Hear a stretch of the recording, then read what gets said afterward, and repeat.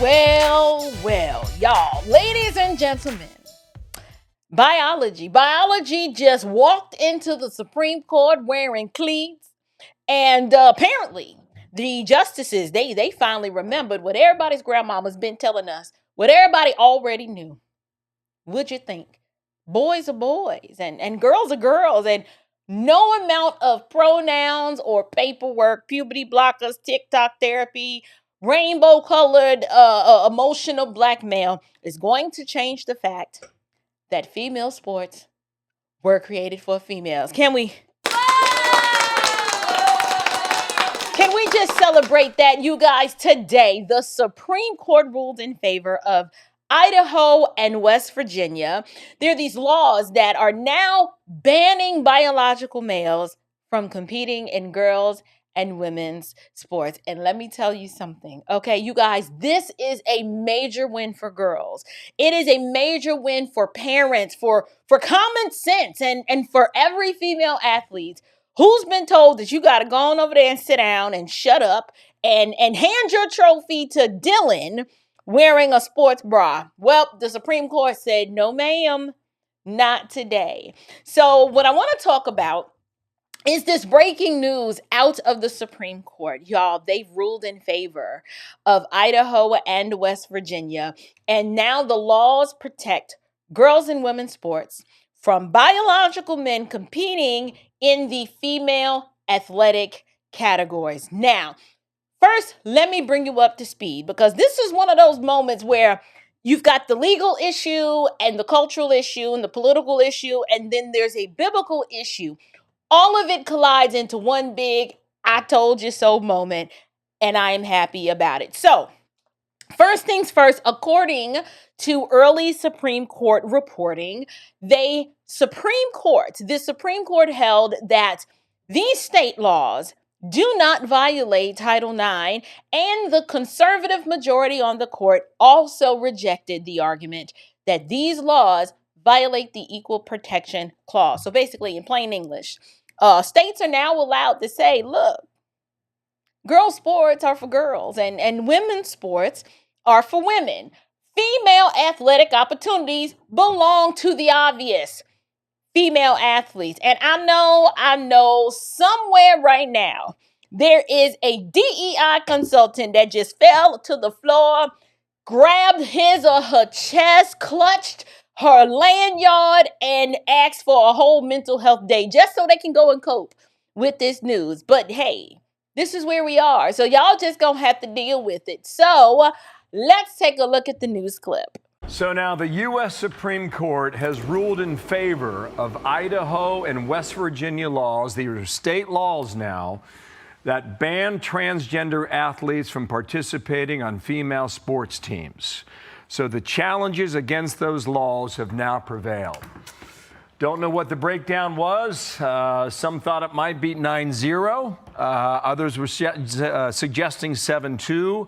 We'll await that and bring in our legal panel, Jonathan Turley, Brett Tolman, former federal prosecutor, and Carrie Severino, former law clerk for Justice Thomas and president of JCN. Okay, Professor Turley, the Supreme Court rules in favor of those laws. Break it down. This is what we anticipated after the oral argument. The justices appeared to view this as a matter left to the states. This is welcome news for many in the country. This is an issue that polls almost at 70% in favor of keeping sports to biological genders. So this is likely to really spur on other states to follow suit in terms of their own laws. It also reflects the fact that the court previously, in fact last year, said that transgender status is not a protected class in the sense of race or religion. So that is a consistent position. Particularly justices like Justice Barrett have been extremely outspoken on that point, saying that this is not going to happen, to treat transgender status as that same type of protected class. And during the argument, the litigators actually sort of tried to avoid that because they knew where the majority of the court was. Listen, here's the reality. Okay, sports are competitive. Okay, sports are a zero-sum game. Okay, when one person gets the roster spot, somebody else does not. I mean, when one person gets the scholarship, it is obvious that somebody else doesn't. When one person is getting the starting position, you're gonna have someone else sitting on the bench. So this was never about inclusion. Y'all, this was marketing. It was marketing and ideological warfare, and the actual result ended in exclusion. It was the exclusion of women from their own category. And that is what the left, they never wanted to admit. You have all of these liberal progressives, even the feminists who wanted to pretend that, no, this is about kindness. And I'm like, please stop letting these people gaslight you and manipulate you into believing that this was about conquest. Okay, to me, this was the ultimate display of hatred for women. The right is always being accused of misogyny, but the left are the actual ones who were allowing biological men, giving them access to women's spaces and women's sports and women's awards and females' locker rooms and scholarships, all of women's language. Y'all, they wanted to redefine womanhood. And then, if you were a woman and you objected to such, they wanted to punish you. Do not tell me that the left believes and is interested in protecting women. They're not interested in protecting women. That's just wicked.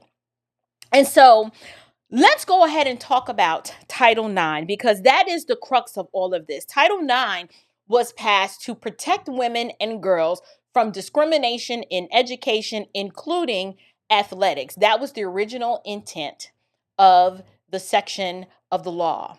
Now, Title IX was never created so that biological males could just waltz on into women's sports and say, hey, move on over, ladies. Like, I'm feeling really pretty today, and therefore I'm a woman. What happens then if you say that, Dylan, when you wake up and tomorrow you feel like your regular manly self? Huh? Like, how are we supposed to acquiesce to a man who has such a fleeting and delusional feeling that could be one thing today and then it's something else tomorrow? That's the point. We can't. It is subjective. And this is why the Supreme Court decision, it matters so much. The Supreme Court is recognizing that sex-based distinctions in sports are absolutely lawful because, wait for it, male and female bodies are not interchangeable. Would you look at that? It can't be based on how you feel. Like, and saying that then it's not interchangeable, that gender is static and fixed, that's not hatred. It's just biology. These are the trust the science people who do not want you to just accept reality. That is the reason that women's sports exist in the first place. Because if biological sex doesn't matter anymore, then why do we even have women's sports at all? Can someone riddle me that? Answer that question for me. If that is true, why not just merge the NBA and the WNBA tomorrow and see how that works out for you? Let's just do it. Let's put it to the test. Why not put high school girls on the football field against 17-year-old boys that are built like whole refrigerators with backpacks on? Why aren't we doing that? I mean, since we're at it, why not let biological males just take every woman's track record, every swimming record, every scholarship, every medal, just snatch it away? Why aren't we doing that? We're not doing that because everybody knows the answer. Everybody knows the answer. They just wanted conservatives to be too afraid to say it, and that day has ended. Okay, now, what does all of this mean for Congress? We need to ask some deeper questions because this is where things get interesting. Now, Congress already has a bill on the table called the Protection of Women and Girls in Sports Act. Now, this act was passed in 2025. And what it would do is amend Title IX to make it clear that in athletics, sex means biological sex based on reproductive biology and genetics at birth. Really simple, really binary. So now the Supreme Court, now that they've ruled that states can protect women's sports, Congress has even stronger pathway to take this national, you guys. This is amazing news. Now, to be precise, here's what the Supreme Court, their decision doesn't do. It does not create some nationwide ban today. Slow your roll. We're not there yet. But what it did say is that states may do this. And if they do, these laws do not automatically violate Title IX or the Constitution. That is the part that matters, because now Congress can say, good, let's go ahead and codify this federally. That's the goal. This means that Republicans in Congress, they need to stop giving speeches, stop posting these strongly worded graphics, stop holding little press conferences where everybody looks all constipated and concerned, and actually, let's get this legislation moved. Okay, this is what we need to be pushing as we head into the midterms. This is the cheat code, you guys.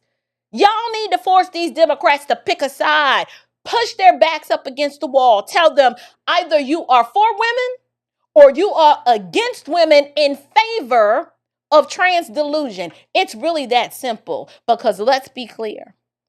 President Trump, he's already made his position clear. Trump already signed an executive order to keep men out of women's sports. He's not playing games with this issue. His administration has directed federal agencies, y'all better enforce Title IX, and y'all need to do it in a way that protects female athletic opportunities. Trump's White House has already backed the Senate version of this bill, and Trump said he would sign it. So the question now is, what is Congress's next move? The House has already done its part. So now the Senate needs to be forced to take this up again. And every senator who votes against protecting girls' sports, they need to own that vote. I'm going to be on Raphael Warnock here in my state. I'm going to be on John Ossoff before we kick him out of office. I'm going to be on him too. Make them put their name on the record. The question is simple. We don't need you to hem and haw. We don't want to hear you stutter. Do you believe that girls deserve their own sports category or not? We'll wait.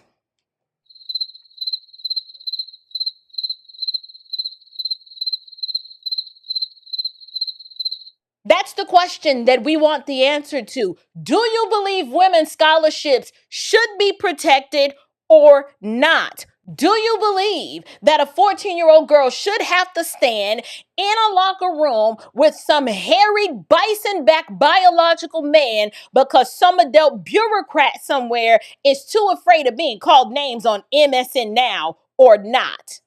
Look, let the American people see exactly where you stand. We need to make them choose. Now, what does this mean? For there's a larger gender discussion going on. Well, I can already foresee that this means that the spell of the gender delusion is breaking. We've had too many years where Americans have been bullied into faking it and pretending that sex is not real. Gender identity, how you feel, is supreme. And everyone who says male and female, we've been labeled as hateful. But the entire gender ideology project, y'all, it depends on forcing people to deny what they can plainly see and what DNA affirms.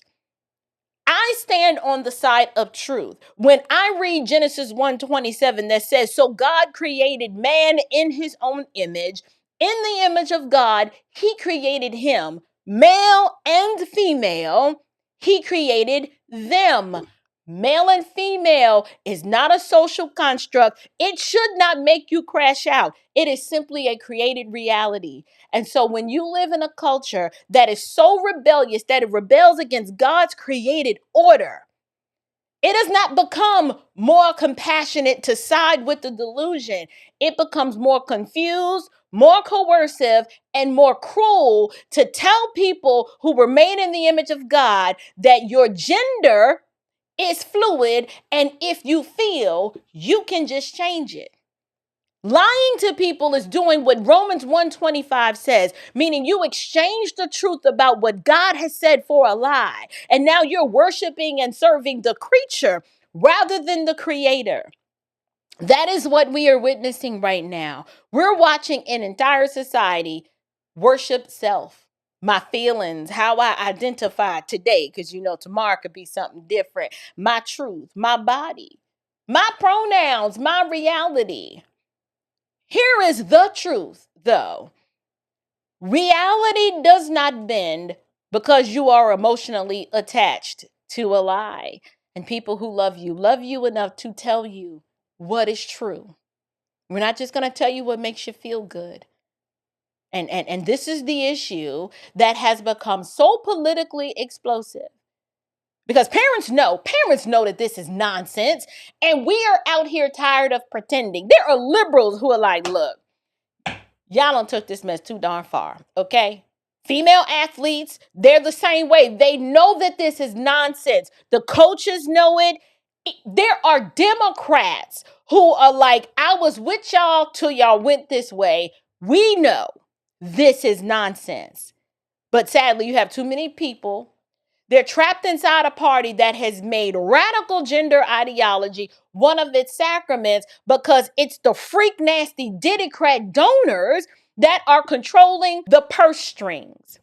So you got people like Raphael Warnock out here. He has to be on the side of this foolishness because he needs to take that money from the freak nasty people who are pushing this mess. So even though he knows the truth about biological reality, he will get up even in his pulpit and affirm this foolishness because he's not a pastor, but he's an apostate who happens to be a politician. And this is why this Supreme Court ruling is such a big deal. It gives political permission to us regular normies out here to say what we've been whispering. Well, y'all been whispering at the kitchen table. I've been saying it out loud. I don't give a darn because I ain't scared. Okay, listen. My daughter should not lose to a boy. My daughter should not feel as or pressured to undress around a boy. I'll kill you dead before we let that happen. No pun intended. For real. Okay, my daughter's not gonna have to pretend that this is fair. Womanhood is not a costume that you put on and then take off at will. And no, Title IX does not exist to protect the feelings of men who, at the expense of the opportunities of females, decide that they want to be one of us. That is not how this works. Now, I know a lot of times my commentary is real spicy. Okay, I get that. I know sometimes it comes off super aggressive. I get that. But as a Christian, I want to be clear. I want to be clear and firm in my commentary, and we can't afford to be cowards. Okay, I ain't no punk. Now, I'm not saying it is not okay to mock people because they are confused. That is never okay. But we do mock the wicked systems that are out here exploiting confusion and then demand that our children pay the price. There is a difference between having compassion for an individual and then surrendering to a wicked, debased, and morally disruptive ideology. I get it. A boy struggling with his identity, he needs truth. He needs care, people to come around him, lots of discipleship. He needs some biblical counseling, a strong family structure, and most of all, that young man needs the gospel. The last thing he needs is adults lying to him, drugging him up, castrating him, telling him that his name is Haley when his name is Harry, right? We don't need to be renaming him and then send him on to the volleyball court to injure somebody's daughter. All in the name of inclusion. That's not love. Absolutely, that is not love. When you love someone, Ephesians 4:15 tells us that we are to speak the truth in love, not lies, the truth, not confusion, truth in love. And here's the truth. God made men and women separate and distinct from one another. Those distinctions matter, and they matter in the home, they matter in sports, they matter in our churches and in society. So today's Supreme Court decision is a win. It is a win for girls. It's a win for parents. It is a win for states' rights. It is a win for Title IX. Y'all, at the end of the day, common sense won. So I do want to take a moment for us to celebrate. But y'all, this is not the end of this fight. This is just the beginning of the next phase. Because now Congress needs to act. Congress needs to act. The Senate needs to pass the Protection of Women and Girls in Sports Act. President Trump needs to go ahead and sign it. Federal agencies need to absolutely enforce it. Schools that refuse to comply and still want to play these stupid reindeer games, they need to lose funding completely. Either comply or you don't get our money. And Republicans, don't think I forgot about you. You need to stop acting like reality is controversial because it is not complicated. Girl sports are for girls and women's sports are for women, not the ones who feel like women but are biologically born that way. And if that sentence offends you, your problem is not with me. Your problem is with creation. You have an issue with biology. Your issues with common sense and with Genesis chapter 1. So, congratulations to Idaho. Congratulations to West Virginia. Congratulations to every female athlete. If you've been called hateful for defending your own category, we want to say congratulations to you. Today, the Supreme Court, y'all, they said the quiet part out loud. Protecting women is constitutional. And I'm here for it. So I'm curious to know, what do you guys think? When you heard the news, do you feel that this is getting us closer back to a semblance of reality? You agree? The fight is not over, but the hard part has already been achieved. And are you looking forward to the day where we can put this foolishness behind us? Or do you believe the spiritual battle is going to wage war even harder and we don't realize what we just stepped ourselves into? Whatever it is that you guys think, leave me your comments down in the box below. And until next time, you guys, stand firm, stay bold, and above all else, stay unshakable. Grace and peace.